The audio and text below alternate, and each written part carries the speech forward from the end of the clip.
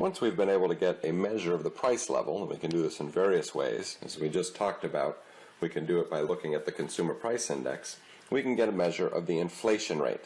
The inflation rate is the percent rate of change of a price index. So if we look at the price index over time, we can see that prices have generally risen. Here's a price index for U.S. GDP from 1875 to 2012, and we can see relatively flat, and then prices rising from 1950 on. It was rising back here also, but given the scale of the graph, we can see dramatic increases through the 1970s. And now some comparisons. If we look at postage stamps, in 1940, a postage stamp cost 3 cents. 2012, 45 cents. Those increases in prices, along with increases in prices of other goods and services, are reflected in increases in this price index.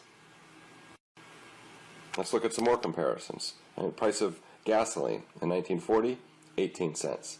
2012, $3.65. A house, $350,000 in 2012, $6,500 in 1940. A movie ticket was only 25 cents in 1940, $12 in 2012. So you can look at the various different prices in 1940s, compare them to 2012, and you can see that the CPI or any price index will have risen over that time period. If we look at the percent change year after year, we get a measure of the inflation rate.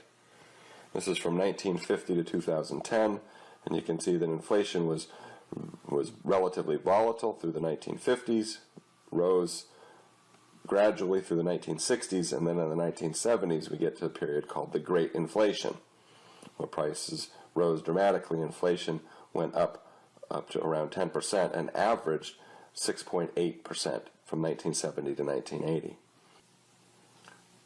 Beginning soon after 1980, we see a reduction in inflation, and average inflation from 1990 to 2011 was only 2.2%.